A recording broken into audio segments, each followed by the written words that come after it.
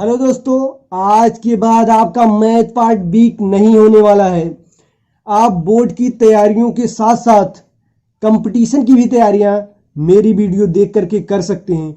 आपको छोटी से छोटी से बड़ी बड़ी जानकारियां इसी वीडियो में दी जाएंगी। किसी भी टॉपिक को उठाएंगे तो उसका पहले लोएस्ट भाग, फिर उसका हाई मिडिल भाग, फिर उसका हाईएस्ट भाग हम विस्तृत रूप से आपको बताने वाले हैं। ठीक, आव्यूह का परिवर्त ट्रांसपोज ऑफ अ मैट्रिक्स होता क्या है? ट्रांसपोज जानिए क्या होता है। किसी आव्यूह ए के पंक्तियों की संख्या को स्तंभों में और स्तंभों की संख्या को पंक्तियों में परिवर्तित कर दिया जाता है, तो इससे जो मैट्रिक्स बनती है वो आव्यूह ए की परिवर्त मैट्रिक्स होती है या ट्रांसपोज होता है। ठीक, इसको हम ए डैश या ए टी से प्रदर्शित करते हैं। ठीक, आइए देखिए, यदि आव्यूह ए के सभी पंक्ति ले रहे हैं तो स्तंभ इधर लेना पड़ेगा, यदि स्तंभ ले रहे हैं इधर पंक्ति लेना पड़ेगी। ठीक, यदि आव्यूह ए के सभी पंक्तियों को स्तंभों के रूप में दोबारा लिखकर ए डैश या ए टी को प्राप्त किया जाता है। ठीक है, ए डैश या ए टी को प्राप्त किया जाता है। आगे देखिए, यदि मैट्रिक्स ए बराबर ए आई जे किस क्रॉस के यम क्रॉस यन हो तो ए का परिवर्त ए डैश या ए ट्रांसपोज से प्रदर्शित किया जाता है। आगे देखते हैं, ए डैश बराबर B I J N cross M हो जाता है। ठीक है, जहां बी आई जे बराबर ए जे आई, ये सिंबल किसका है? सभी मानों के लिए आई जे के से परिभाषित किया जाता है। ठीक, अब देखिए एग्जांपल लेते हैं। ए बराबर 1 2 3 4 रो में A B C D X Y Z W. ठीक है, अब इसका ट्रांसपोज निकालना होगा तो क्या करेंगे? जो रो में लिखा गया उसको किस में कर देंगे? कॉलम में बस, और जो कॉलम में लिखा है उससे रो में हो जाएगा ऑलरेडी। देखिए 1 2 3 4 A B C D X Y Z, इसको ए डैश या ए ट्रांसपोज से प्रदर्शित करते हैं। देखिए ये 3 क्रॉस 4 था, अब 4 क्रॉस 3 हो गया। रो किस में बदल गया? कॉलम में। कॉलम किस में बदल गया? रो में। ठीक है, अब परिवर्त आव्यूह के गुण क्या होते हैं उसको जानते हैं। किसी आव्यूह ए आई जे यम क्रॉस यन के लिए ए ट्रांसपोज का होल ट्रांसपोज, यदि किसी आव्यूह को आप 2 बार उसका ट्रांसपोज निकालते हैं तो आव्यूह, नया वाला आव्यूह प्राप्त हो जाएगा। ठीक है, देखिए अब बी डैश का होल डैश बराबर बी हो जाएगा। ठीक, दूसरा देखिए, माना लेम्डा आदिश है, आदिश मतलब कांस्टेंट। ए एक आव्यूह क्या है? आव्यूह है तो ए लेम्डा ए का होल डैश बराबर लेम्डा ए डैश। कांस्टेंट अंदर है या बाहर है उससे कोई इफेक्ट नहीं पड़ता है। ठीक, आगे देखिए, 2 तुलनात्मक आव्यूह ए एवं बी के लिए, तुलनात्मक हो के लिए ए प्लस बी का होल ट्रांसपोज बराबर ए का ट्रांसपोज प्लस बी का ट्रांसपोज। ठीक है, या दोनों आप ए प्लस बी को जोड़ करके फिर उसका ट्रांसपोज निकालिए, या पहले उसका ट्रांसपोज कर दीजिए तब जोड़िए, दोनों सेम होता है। ठीक, इसी प्रकार माइनस का भी होता है। ए माइनस बी का होल ट्रांसपोज बराबर A transpose minus B transpose. ठीक है, आगे देखिए, यदि प्लस या माइनस में दिया गया है तो उसका ट्रांसपोज सीधे ही वही हो जाता है। ठीक, A1 plus minus A2 plus minus A3 dot dot plus minus AN का होल ट्रांसपोज बराबर, देखिए अब ब्रैकेट खोलने के बाद सब पे A1 transpose plus minus A2 transpose plus minus dot dot dot plus minus AN transpose, जहां AI तुलनात्मक है। ठीक, माना A बराबर matrix AIJ M cross T की है और B मैट्रिक्स क्या है BIJ P क्रॉस N, तब क्या होता है? देखिए आगे, ए बी कब संभव होता है? जब इसका कॉलम इसके रो के बराबर होगा तभी ए बी परिभाषित होगा, अन्यथा नहीं। इसके स्तंभों की संख्या इसके क्या होना चाहिए? पंक्तियों की संख्या के बराबर होना चाहिए, तभी गुणनफल संभव है, अन्यथा नहीं है। मेरे पहले वाले वीडियो में पार्ट नंबर 2 मैट्रिक्स के, ठीक, उसमें आपको गुणन के बारे में डिटेल्स में जानकारी दी गई है। तब ए बी का होल ट्रांसपोज बराबर B transpose into A transpose. यदि आप क्या कर रहे हैं, ए बी का गुणा करके ट्रांसपोज कर रहे हैं, या आप पहले ट्रांसपोज कर लीजिए, तब क्या करना पड़ेगा? क्रम चेंज करना पड़ेगा। B into A B transpose into A transpose करना पड़ेगा। ठीक है, आगे चलिए। अगर आप गुणे के रूप में लिखा गया, उसका क्रम चेंज हो जाता है। ठीक है, A1 A2 A2 dot dot dot dot AN है होल ट्रांसपोज बराबर, देखिए क्रम चेंज हो गया, AN transpose into AN minus 1 transpose dot dot dot A2 transpose into A1 transpose. जबकि गुणनफल परिभाषित हो, गुणनफल क्या हो? संभव हो, तभी पॉसिबल, अन्यथा। हम लोग अब देखेंगे सममित और विषम सममित अवयव क्या होते हैं। अब देखिए आगे, एक वर्ग अवयव A सममित अवयव कहलाता है। कब सममित अवयव कहलाएगा? यदि A ट्रांसपोज बराबर A होता है। जब उसका कोई अवयव दिया गया है, उसका ट्रांसपोज और अवयव दोनों क्या होंगे? एक दूसरे के इक्वल होंगे या बराबर होंगे, वही क्या होता है?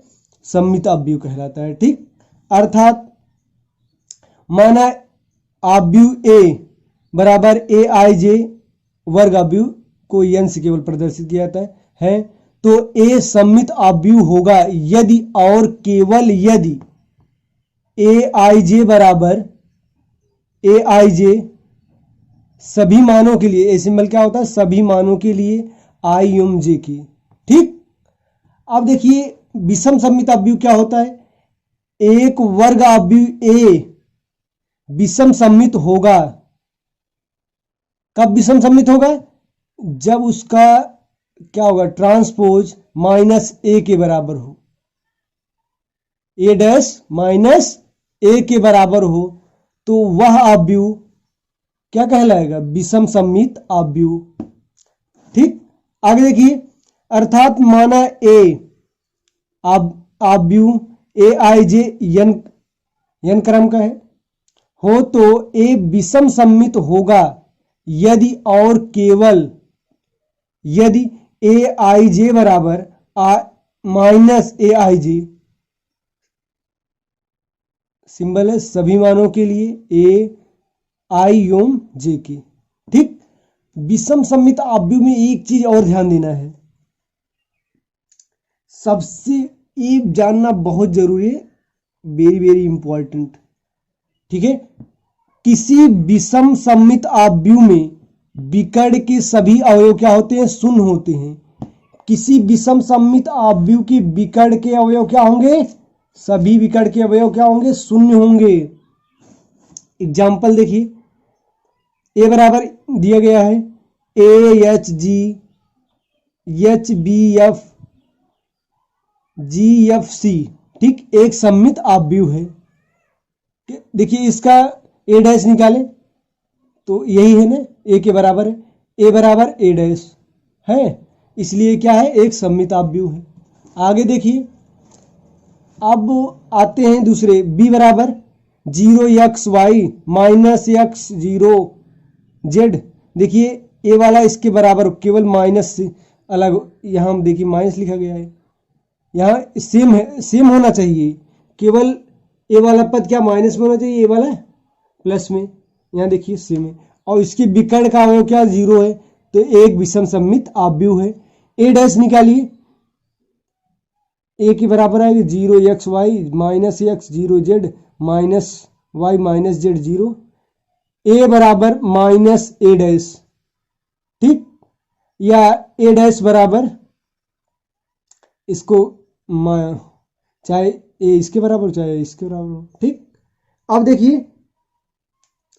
अब मेन पॉइंट, यदि एक आव्यूह दिया गया है उसका, यदि ए एक वर्ग आव्यूह है, तो यदि एक मतलब ए आपको आव्यूह दिया गया है, आपको पूछेगा, आइए हम लोग उपाव्यूह के बारे में चर्चा करते हैं। उपाव्यूह क्या होता है, इसको कैसे प्राप्त किया जाता है। उपाव्यूह को सब मैट्रिक्स बोलते हैं, ठीक। अब देखिए, यदि आपको कोई मैट्रिक्स दी है तो उसके कुछ पंक्तियों या स्तंभों को हटाकर जो मैट्रिक्स प्राप्त की जाएगी, पहले वाली मैट्रिक्स का क्या होगा, वही सब मैट्रिक्स कहलाता है, अर्थात उपाव्यूह कहलाएगा। आगे देखिए, माना ए एक दिया गया आव्यूह हो, तो वह आव्यूह जिसे ए की कुछ पंक्तियों या स्तंभों को हटाकर प्राप्त किया जाता है, आव्यूह ए का उपाव्यूह कहलाता है, ठीक। अब देखिए एग्जाम्पल देखिए, आपको ए बराबर दिया गया है, ठीक, ए बराबर दिया गया, आपको क्या प्राप्त करना है, उपाव्यूह प्राप्त करना है। आप देखिए, इस और इसको, इस कॉलम को छोड़ दीजिए, इससे जो ए कॉलम ले लीजिए, ए कॉलम ले लीजिए, एक मैट्रिक्स प्राप्त हुई, ये क्या होगी, मैट्रिक्स, ये जो मैट्रिक्स प्राप्त हुई है मैट्रिक्स ए का उपाव्यूह कहलाएगा, ठीक है, क्या कहलाएगा, उपाव्यूह। अब क्या करते हैं हम,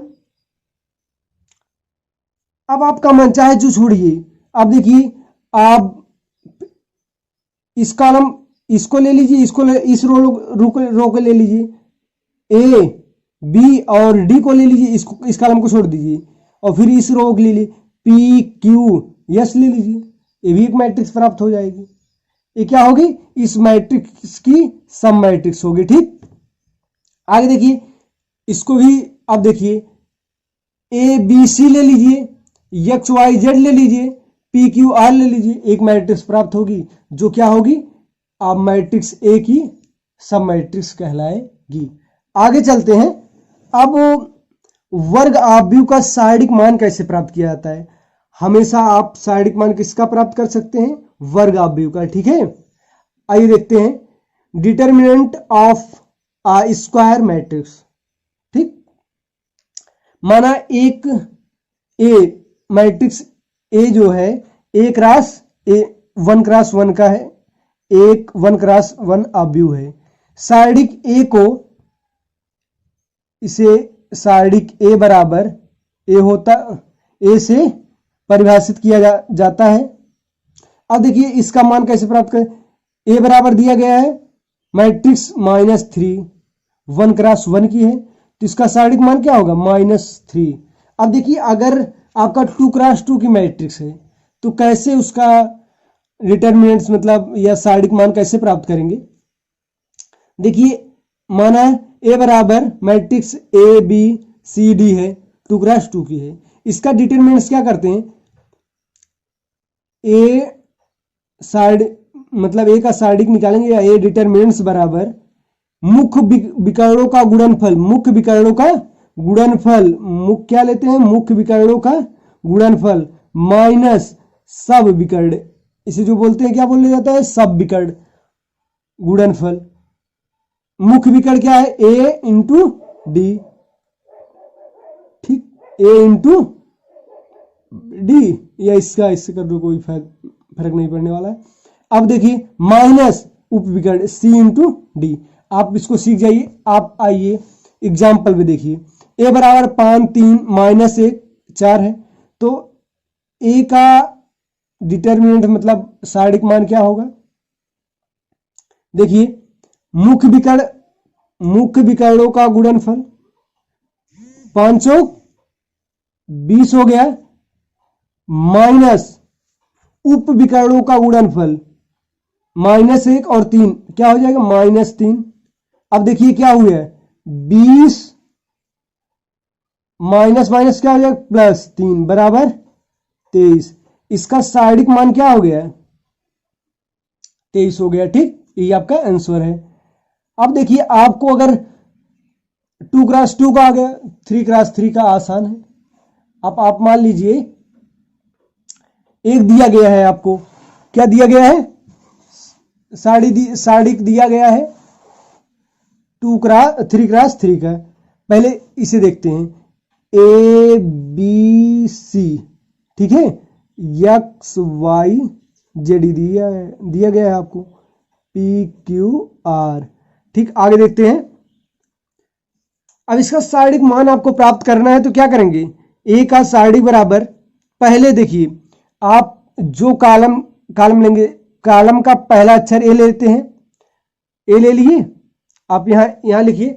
इसके बाद क्या करना है, इस कॉलम के और इस रो का सभी अवयवों को छोड़ देना है। क्या करना है, आप जो एलिमेंट ले रहे हैं, जो अक्षर जिस रो से ले रहे हैं या कॉलम से ले रहे हैं, उस कॉलम को उस रो को छोड़ देना है, और जो बचेगा वही क्या होता है, ले लेते हैं। ठीक है, डिटरमिनेंट्स उसका ले लेते हैं। A इंटू, देखिए इसको छोड़ दिए, इसको छोड़ दिए, अब इसको ले लिए YZQR।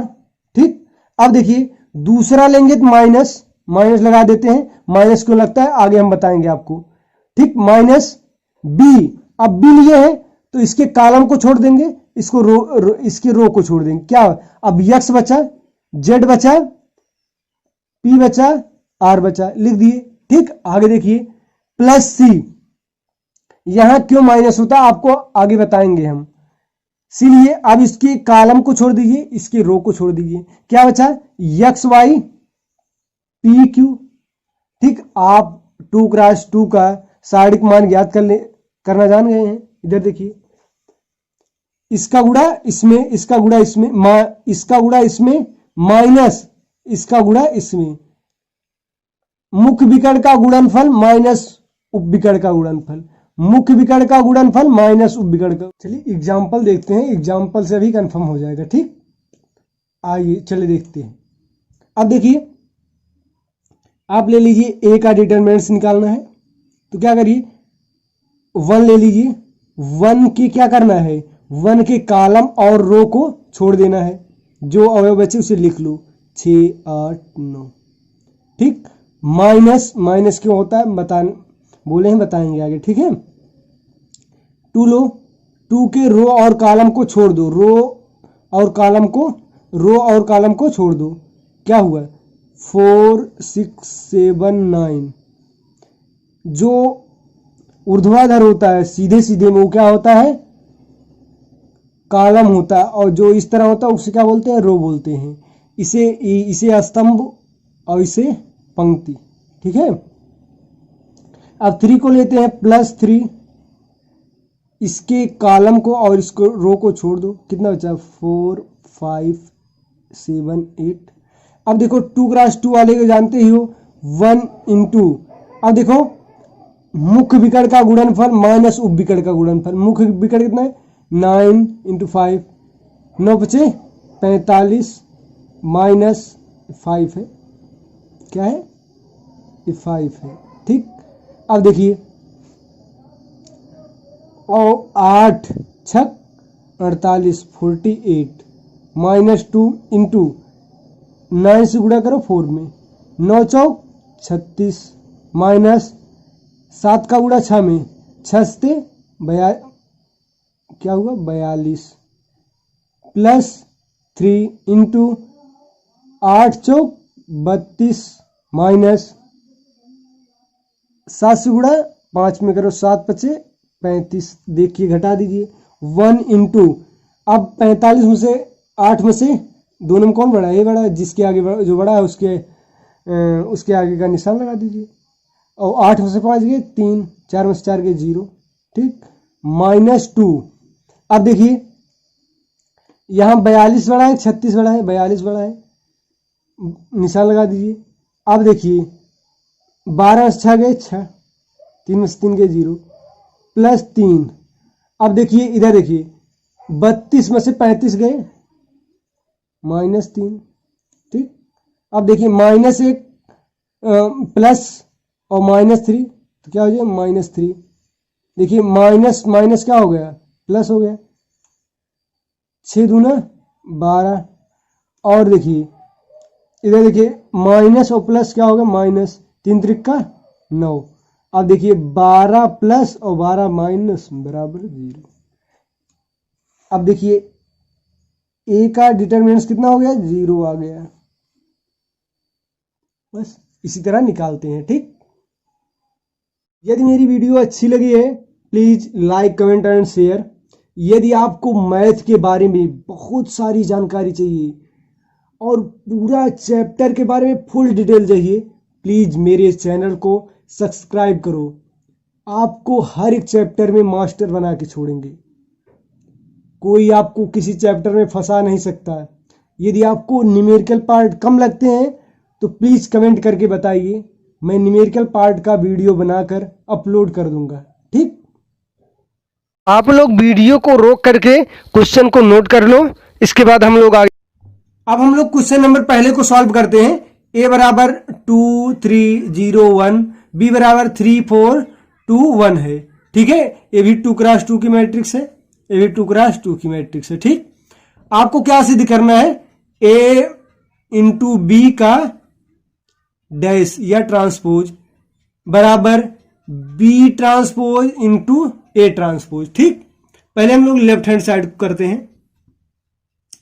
लेफ्ट हैंड साइड लिखने के पहले आप क्या करिए, क्या करना है ए इंटू बी ज्ञात कर लीजिए। क्या ज्ञात कर लीजिए ए इंटू बी। तो पहले 2 3 0 1 इंटू बी वाला पार्ट 3 4 2 1, ठीक।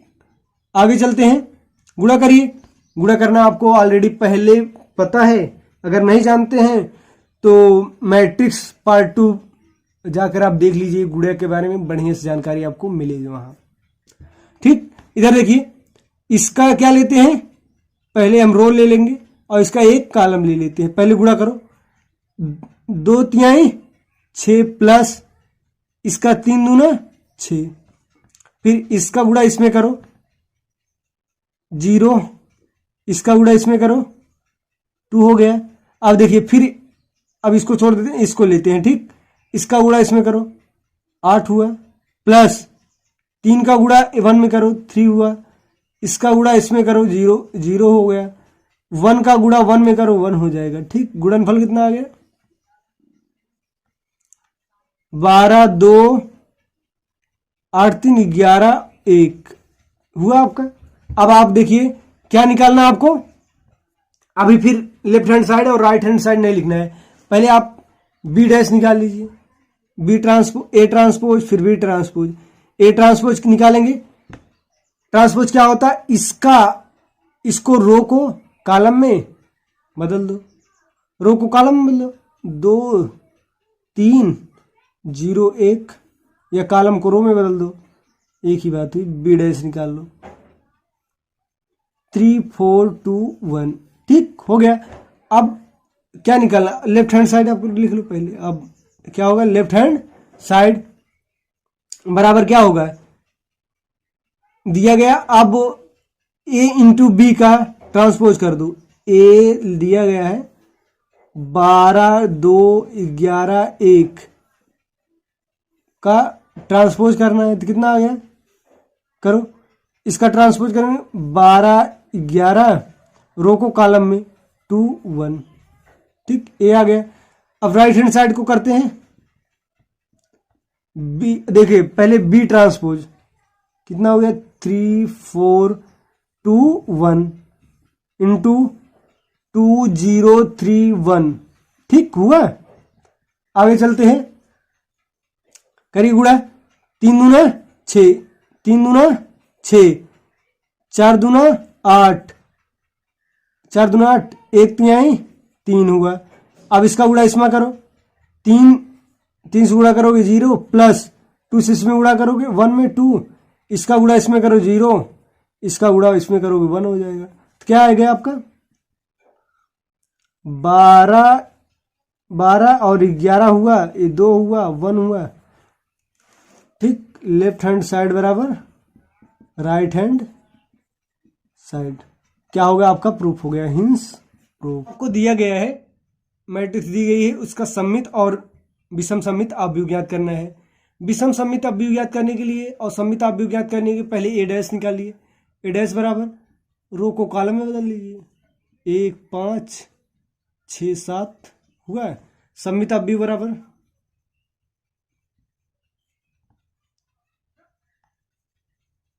अवयव क्या होता है, अब देखिए सम्मित अवयव आपको ज्ञात करना है तो क्या करेंगे, 1/2 ए प्लस ए डैश, 1/2 ए का मान कितना है,